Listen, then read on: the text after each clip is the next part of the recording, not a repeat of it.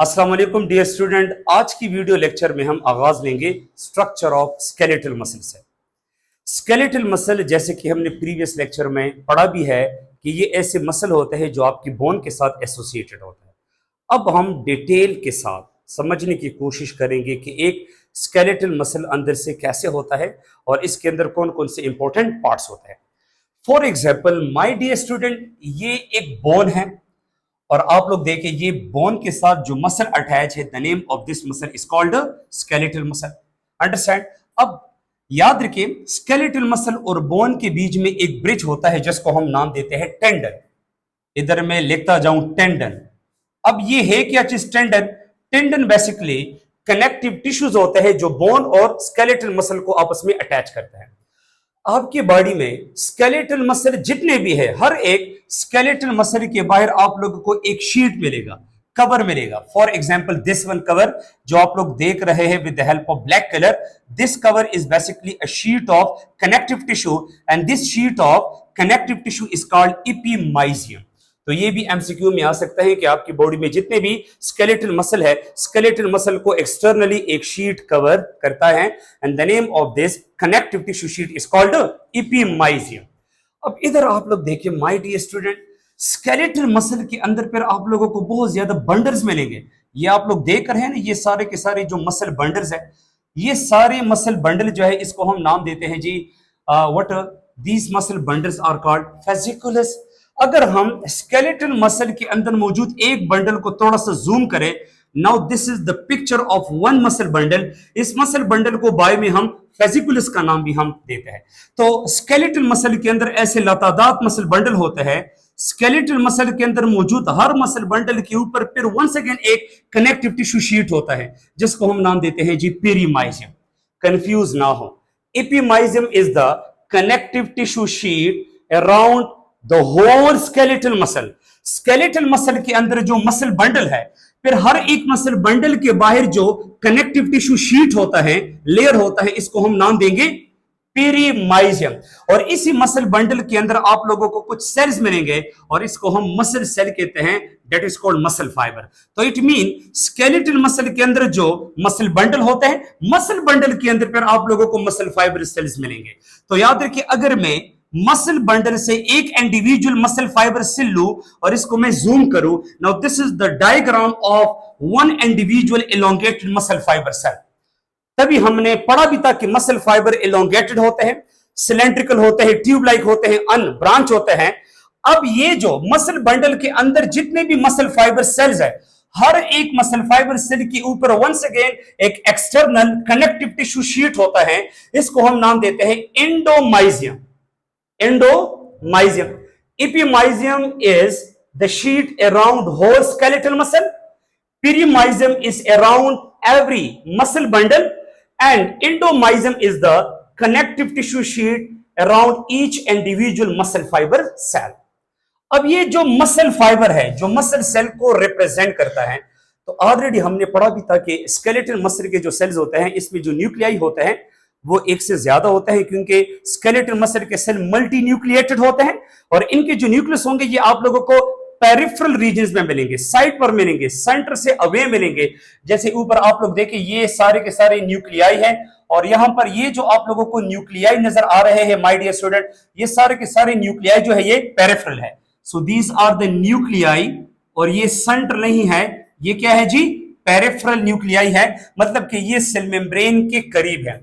जैसे कि आप लोगों को मैंने कहा कि ये जो मसल फाइबर है इसके ऊपर आप लोगों को एक शीट मिलेगा जिसको हम नाम देते हैं एंडोमाइजियम। तो कंफ्यूज ना हो, एंडोमाइजियम इस मसल फाइबर सेल का सेल मेम्ब्रेन जाहिर नहीं करता। सेल मेम्ब्रेन तो एंडोमाइजियम के नीचे ऑलरेडी इनका अपना सेल मेम्ब्रेन मौजूद है और वो आप लोग देख रहे हैं with the help of black colour. This is the cell membrane of the muscle fibre और इस सेल मेम्ब्रेन को हम नाम देते हैं जी सार्कोलीमा। क्या? सार्कोलीमा। स्केलेटल मसल के सेल, मसल फाइबर का जो अपना सेल मेम्ब्रेन है, प्लाज्मा मेम्ब्रेन है, इसको नाम देते हैं सार्कोलीमा। तो सार्कोलीमा के बाहर पर आप लोगों को कनेक्टिव टिश्यू शीट मिलेगा, दैट इज कॉल्ड एंडोमाइजियम। इसके बाद आप लोग देख सकते हैं कि ये जो मसल फाइबर सेल्स होता है इसमें लातादाद न्यूमरस माइटोकॉन्ड्रिया होते हैं और मसल फाइबर सेल के अंदर जो माइटोकॉन्ड्रिया है इसको हम नाम देते हैं सार्कोसोम और ये power house of the cell है। इसका बेसिक फंक्शन है एटीपी को जनरेट करना। ये एटीपी मसल फाइबर सेल को एनर्जी देती है और इसी एनर्जी की मदद से ये जो मसल है ये अपने आप को कॉन्ट्रैक्ट करते हैं। फिर साथ अगर हम इधर आ जाए तो इधर आप लोग देखते हैं ये जो ऑर्गेनेल है ये बेसिकली है सार्कोप्लाज्मिक रेटिकुलम। आप लोगों ने नाम सुना है ना, एंडोप्लाज्मिक रेटिकुलम। ये वही एंडोप्लाज्मिक रेटिकुलम है, लेकिन ये मसल फाइबर सेल के अंदर थोड़े मॉडिफाइड फॉर्म में है। और इनकी जो मॉडिफिकेशन है वो ये है कि ये एज ए कैल्शियम पंप का रोल अदा करता है मसल फाइबर के अंदर, क्योंकि इसी सार्कोप्लाज्मिक रेटिकुलम के अंदर बहुत ज्यादा कैल्शियम आयन होते हैं। तो जब भी आप फिजिकल एक्टिविटीज में अपने मसल इस्तेमाल करते हैं ना, तो यही सार्कोप्लाज्मिक रेटिकुलम कैल्शियम आयन को लीक करेंगे, पंप करेंगे, और यही कैल्शियम आयन आपके मस्कुलर कॉन्ट्रैक्शन में इस्तेमाल होते हैं। तभी हम सार्कोप्लाज्मिक रेटिकुलम को मसल फाइबर में या मसल में नाम देते हैं कैल्शियम पंप। मसल फाइबर में आप लोगों को एक पिगमेंट भी मिलेगा जिसको हम नाम देते हैं मायोग्लोबिन। ये जो मायोग्लोबिन है इसके फंक्शन ज्यादा है। इसका एक फंक्शन ये है कि ये मसल के अंदर ऑक्सीजन को स्टोर करता है। एक सिंगल मायोग्लोबिन में एक ऑक्सीजन मॉलिक्यूल स्टोर करने की कैपेबिलिटी है। इनके number of oxygen stored in the muscle या in myoglobin depend on the number of iron atom in the myoglobin. तो मायोग्लोबिन जो है ये मोनोमेरिक प्रोटीन है। इसमें एक चेन है, इसके एक चेन में एक आयरन एटम है। तो एक iron atom at a time एक ऑक्सीजन मॉलिक्यूल को अपने साथ अटैच रखता है। जबकि मायोग्लोबिन का सेकेंडरी फंक्शन ये है माय डियर स्टूडेंट कि ये चूंकि स्केलेटल मसल में बहुत ज्यादा होता है, और स्केलेटल मसल जिसको सुर्ख गोश्त हम कहते हैं, रेड मीट, तो ये जो गोश्त का जो सुर्ख कलर है, रेड कलर है, ये बेसिकली मायोग्लोबिन पिगमेंट की वजह से है। अगर आप लोग इधर आ जाइए तो मसल फाइबर में आप लोगों को ग्लाइकोजन ग्रेन्यूल्स भी मिलेंगे। ये ऐसे इंपॉर्टेंट स्ट्रक्चर होते हैं जिसमें ग्लाइकोजन स्टोर होता है, और यही ग्लाइकोजन एक्सरसाइज के दौरान, फिजिकल एक्टिविटीज के वक्त ग्लाइकोजिनोलाइसिस अमल के जरिए से टूट जाते हैं ग्लूकोज में। ग्लूकोज फिर यूज होते हैं inside the mitochondria for the ATP formation, और यही एटीपी फिर एज एनर्जी सोर्स आपकी मसल कॉन्ट्रैक्शन प्रोसेस में इस्तेमाल करते हैं। अब इधर मैंने लिखा है मसल फाइबर के अंदर मायोफाइब्रस। ये मसल फाइबर या स्केलेटल मसल के अंदर एज ए कॉन्ट्रैक्टाइल एलिमेंट्स के तौर पर काम करते हैं। ये जो मायोफाइब्रस है इसके अंदर फिर आपको मजीद छोटे छोटे यूनिट्स मिलेंगे जिसको हम नाम देते हैं सार्कोमियर्स। हम ऐसे भी बोल सकते हैं कि myofibril is the combination of the sarcomere.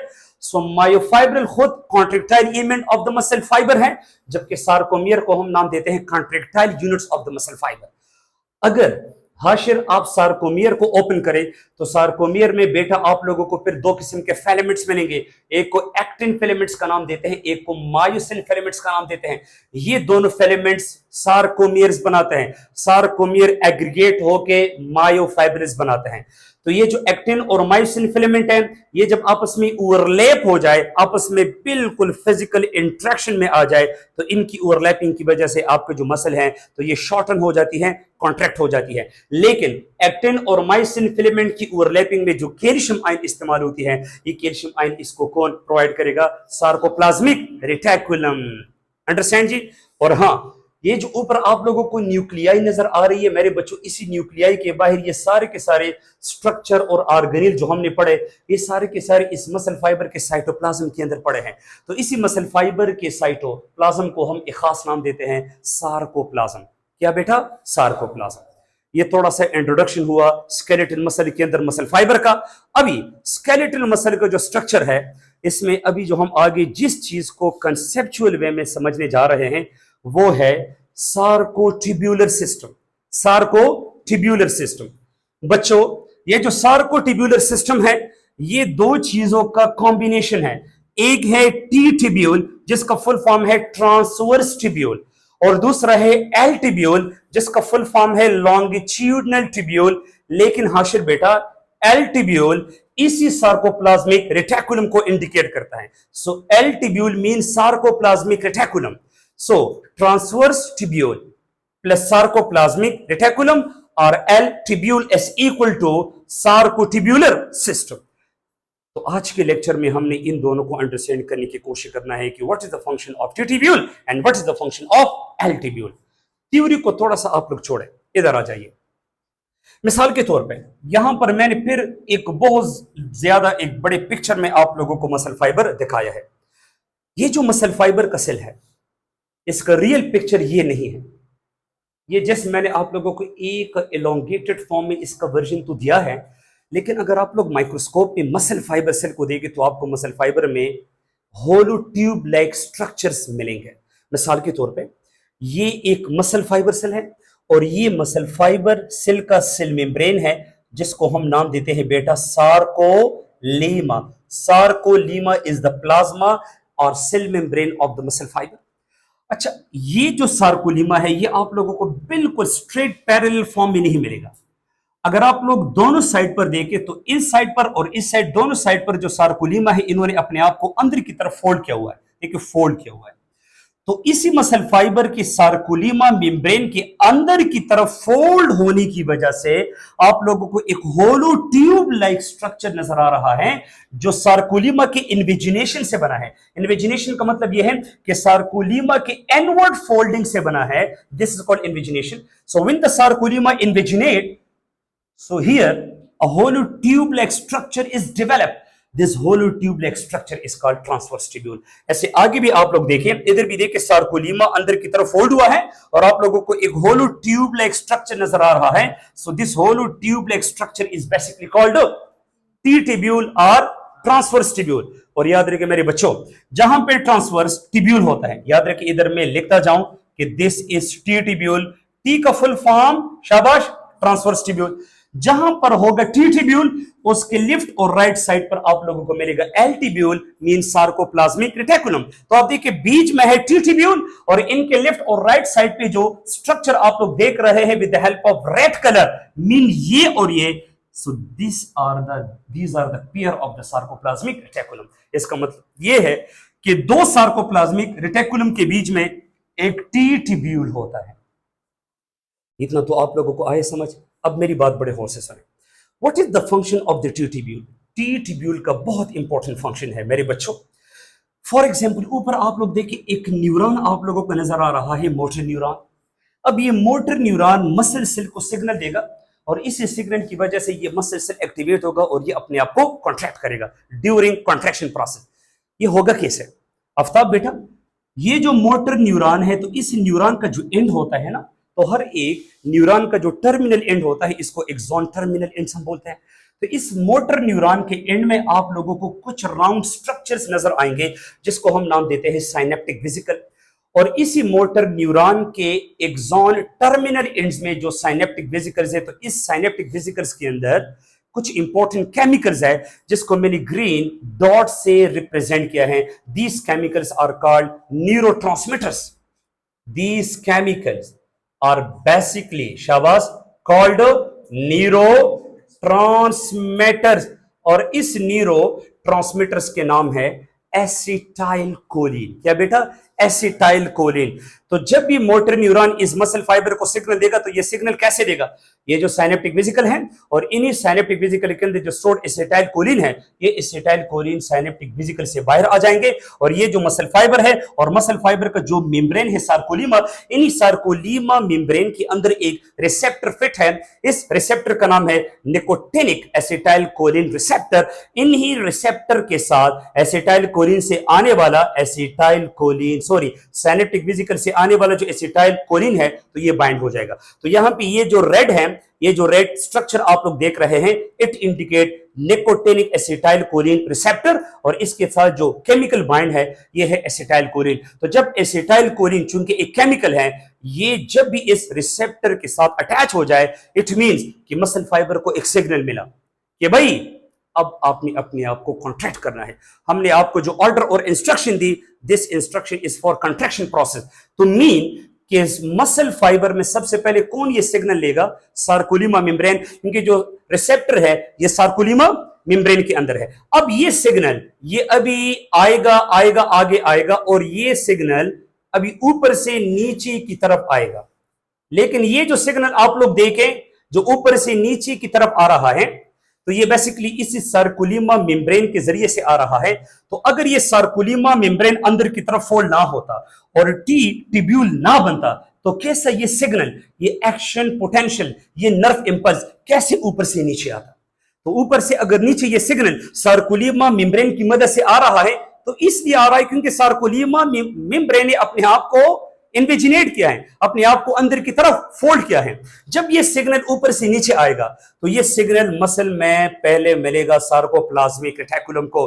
तो सार्कोप्लाज्मिक रेटिकुलम को एक ऑर्डर मिल जाएगा कि भाई आपके पास बहुत ज्यादा कैल्शियम आयन है, आपके पास बहुत ज्यादा कैल्शियम आयन है, आप ऐसे करें कि इस कैल्शियम को बाहर लीक करें। तो इन्हीं सार्कोप्लाज्मिक रेटिकुलम के बाहर चूंकि साइटोप्लाज्म है और मसल फाइबर सेल के साइटोप्लाज्म को हम नाम देते हैं सार्कोप्लाज्म, तो ये जो सार्कोप्लाज्मिक रेटिकुलम है इसके बाल में आप लोगों को मिलेगा एक कैल्शियम चैनल। तो सार्कोप्लाज्मिक रेटिकुलम को जब सिग्नल मिले तो ये इसी चैनल की मदद से कैल्शियम आयन को बाहर फेंकेगा और ये कैल्शियम आयन आकर इस्तेमाल होगा तो ओवरलैप एक्टिन इन मायोसिन फिलामेंट। जब इसी कैल्शियम आयन की मदद से एक्टिन और मायोसिन फिलामेंट आपस में ओवरलैप करे तब यहां पर मसल अपने आप को कॉन्ट्रैक्ट करेगा। तो सोचे अगर ये सिग्नल ना आता तो सार्कोप्लाज्मिक रेटिकुलम की एक्टिवेशन कैसे होती। तो सिग्नल नहीं होगा, सार्कोप्लाज्मिक रेटिकुलम एक्टिवेट नहीं होगा, कैल्शियम को बाहर पंप नहीं करेगा, एक्टिन और मायोसिन फिलामेंट आपस में ओवरलैप नहीं करेगा, कॉन्ट्रैक्शन प्रोसेस नहीं होगा। लेकिन ये जो ऊपर से नीचे सिग्नल आ रहा है, मैं आपको वंस अगेन कह रहा हूं कि ये सार्कोलिमा मेम्ब्रेन की मदद से आ रहा है और सार्कोलिमा ने अपने आप को अंदर से फोल्ड किया है ताकि हम इस सिग्नल को नीचे भेजें, क्योंकि नीचे डीप पड़ा है सार्कोप्लाज्मिक रेटिकुलम। तो जब यहां तक सिग्नल पहुंचे और इनको एक ऑर्डर मिले, इसके अंदर जो स्टोर्ड कैल्शियम आयन है ये बाहर लीक हो जाएंगे with the help of calcium channel and this calcium ion will play a very important role to overlap actin in myosin filament and begin the process of muscle contraction। उम्मीद करता हूं कि ये ट्यूब्यूल का function आप लोगों ने understand किया होगा। अब यहां पर आप लोगों को थ्योरी समझ आएगी। देखिए, they are the narrow tubule form by invagination of sarcolemma. जो ट्यूब्यूल होते हैं ये नैरो ट्यूब्स होते हैं और ये हमारे पास कैसे बनते हैं, जो सार्कोलिमा मेम्ब्रेन है ये अपने आप को अंदर की तरफ फोल्ड करे, इन्विजिनेट करे। Lumen of the tubule are filled with ECF. Lumen का मतलब ये है, ये जो आप लोगों को ट्यूब नजर आ रहा है ना, तो इस ट्यूब के अंदर ये जो स्पेस है इसको हम नाम देते हैं ल्यूमेन ऑफ ट्यूब्यूल। शाबाश, क्या ल्यूमेन ऑफ ट्यूब्यूल। और इसके अंदर जो फ्लूइड है इस फ्लूइड को हम नाम देते हैं ईसीएफ, एक्स्ट्रा सेलुलर फ्लूइड, क्योंकि ये फ्लूइड सेल के बाहर है। आप लोग देखिए जी, सेल के अंदर वाला हिस्सा ये है, सेल के अंदर वाला हिस्सा ये है। अब ये जो एरिया है ये सेल के बाहर वाला एरिया है, इसको हम नाम देते हैं एक्स्ट्रा सेलुलर स्पेस, इसको भी हम नाम देते हैं एक्स्ट्रा सेलुलर स्पेस। तो जो ट्यूब्यूल है और इसको जो ल्यूमेन है, तो याद रखिए ट्रांसवर्स ट्यूब्यूल के ल्यूमेन के अंदर जो फ्लूइड है इसको हम क्या नाम देंगे, इंट्रासेलुलर फ्लूइड या extra cellular fluid, extra cellular fluid. Understand. और इसका मेन रोल क्या है, what is the main function of the transverse tubule. Already हमने पढ़ा कि nerve impulse is carried from motor neuron through the tubule toward the sarcoplasmic reticulum. ये जो transverse tubule है ये बना है ताकि आसानी से मोटर न्यूरॉन से सिग्नल ऊपर से नीचे आकर सार्कोप्लाज्मिक रेटिकुलम को मिले और सार्कोप्लाज्मिक रेटिकुलम एक्टिवेट हो जाए, कैल्शियम आयन को लीक करे, एक्टिन और मायोसिन फिलामेंट को ओवरलैप करे और मसल कॉन्ट्रैक्शन में अपना एक किरदार अदा करे। अंडरस्टैंड। अभी बात आएगी जी एल ट्यूब्यूल। एल का फुल फॉर्म है लॉन्गिट्यूडिनल ट्यूब्यूल, जो आप लोगों को इंडिकेट करता है सार्कोप्लाज्मिक रेटिकुलम। अच्छा मेरे बच्चों, अगर आप लोग थोड़ा सा इसके डायग्राम, इसकी शक्ल को जरा आप लोग देखें, तो जो सार्कोप्लाज्मिक रेटिकुलम है सेंटर से ये बिल्कुल ट्यूब लाइक है, लेकिन इसके जो एंड है ये एंड, तो इनके एंड डायलेटेड है। अब इनके जो डायलेटेड एंड है, मिसाल के तौर पे this is the dilated end of the sarcoplasmic reticulum and this is the another end of the sarcoplasmic reticulum. तो आप मुझे ये बात बताएं कि इन सार्कोप्लाज्मिक रेटिकुलम के जो एंड्स है ये नैरो है या वाइडर है, डायलेटेड है ना। इस dilated ends of the sarcoplasmic reticulum को हम नाम देते हैं टर्मिनल सिस्टर्नी। क्या बेटा, terminal cisternae, terminal cisternae, terminal cisternae. तो यहां पर मैं नाम देता हूं टर्मिनल सिस्टर्नी। चूंकि ये अंदर से काफी छोटा है तो याद रखिए सार्कोप्लाज्मिक रेटिकुलम में ज्यादा कैल्शियम कहां पर होगा, टर्मिनल सिस्टर्नी रीजन में ज्यादा कैल्शियम आयन मौजूद होगा बनिस्बत सेंट्रल रीजन के। अब इनका फंक्शन क्या है, तो इनका फंक्शन तब होगा जब इनको एक सिग्नल मिलेगा मोटर न्यूरॉन से। इस सिग्नल को यहां पर हम इंडिकेट करते हैं एक्शन पोटेंशियल से। इसको नर्व इंपल्स का नाम भी आप लोग बोल सकते हैं या सिंपली इसको आप लोग एक इलेक्ट्रिकल सिग्नल का नाम भी दे सकते हैं। So when action potential mean nerve impulse, या signal reaches the terminal cisternae, ये जब टर्मिनल सिस्टर्नी को जब ये सिग्नल पहुंचे, the calcium ion are release into the sarcoplasm, तो इन्हीं कैल्शियम चैनल की मदद से सार्कोप्लाज्मिक रेटिकुलम से कैल्शियम बाहर लीक हो जाएंगे और ये एंटर हो जाएंगे sarcoplasm, cytoplasm of the muscle fibre में, और यही calcium ion are then use in the contraction process, क्योंकि यही कैल्शियम आयन फिर एक्टिन और मायोसिन फिलामेंट को आपस में ओवरलैप करेगा और ओवरलैपिंग के बाद मस्कुलर कॉन्ट्रैक्शन होगी। यहां पर मैंने एक टर्म लिखा है एक्साइटेशन कॉन्ट्रैक्शन कपलिंग, इसका डिफिनीशन ये है when the muscle contract with the help of calcium ion, जब कैल्शियम आयन की मदद से कंट्रैक्शन मसल के अंदर हो जाए, this contraction of the muscle with the help of the calcium ion is known as excitation contraction coupling. Understand. अब last में एक इंपॉर्टेंट एमसीक्यूज आप लोग देखें बेटा, ये एमसीक्यूज आता है जी ट्राइड पे। ट्राइड कहते हैं तीन चीजों का मजमुआ, ट्राइड कहते हैं बेटा तीन चीजों का मजमुआ। तो आप मुझे एक बात बताएं, ये जो दरमियान में शाबत जो आप लोग होलो ट्यूब लाइक स्ट्रक्चर देख रहे हैं, इसका नाम क्या है? Transverse tubule. और इसके साथ जो सार्कोप्लाज्मिक रेटिकुलम बाइंड अटैच है या इनके साथ बिल्कुल नजदीक है, तो इनका कौन सा पोर्शन नजदीक है? Terminal cisternae. तो मैं कह सकता हूं कि एक है ट्यूटिब्यूल और दो क्या है? Terminal cisternae. ये टर्मिनल सिस्टर्नी इसका और ये वाला इसका, तो मैं एक ले लूंगा ट्यूटिब्यूल और इनके लेफ्ट और राइट साइड पर दो एडजेसेंट टर्मिनल सिस्टर्नी है। So the combination of the one T tubule and the two terminal cisternae is called triad. Understand? Understand. अगर लेट्स सपोज ट्यूब भी दो होते, सिस्टर्नी भी दो होते, इसको फिर हम नाम देते हैं टेट्रेट, चार चीजों का कॉम्बिनेशन। लेकिन ट्राइड का मतलब है तीन चीजों का कॉम्बिनेशन। तो एनएमटीकेट या कॉम्पिटिटिव एग्जाम में एमसीक्यू आ सकता है कि ट्राइड के अंदर कौन सी चीजें नंबर में एक है? Transverse tubule. कौन सी चीजें तादाद में दो है? डायलेटेड या terminal cisternae of the sarcoplasmic reticulum. ये हमारा आज का लेक्चर था। अब नेक्स्ट वीडियो लेक्चर में हमने कौन कौन सी चीजें अंडरस्टैंड करनी है? एक्टिन और मायोसिन फिलामेंट का स्ट्रक्चर, और फिर एक्टिन और मायोसिन फिलामेंट ये होते हैं sarcomere which is the contractile unit of the muscle fibre. और फिर इंशाल्लाह हम ये भी पढ़ेंगे कि कैसे कैल्शियम आयन एक्टिन और मायोसिन फिलामेंट को ओवरलैप करते हैं और कैसे प्रैक्टिकली हमारे मसल अपने आप को कॉन्ट्रैक्ट करते हैं। So all these concepts will be understand in the coming video lecture inshallah. Assalamu alaikum.